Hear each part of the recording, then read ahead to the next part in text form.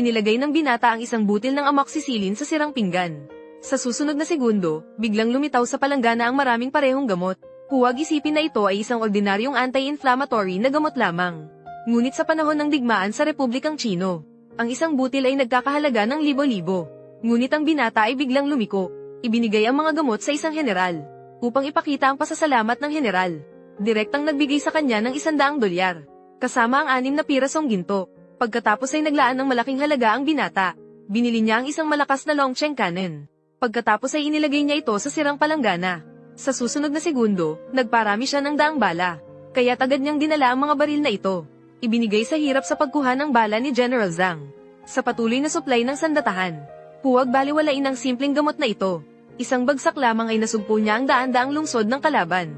Dahil dito, umakyat ang binata sa pinakamataas na bahagi ng kanyang buhay. Hindi lamang nakapag-asawa ng magandang asawang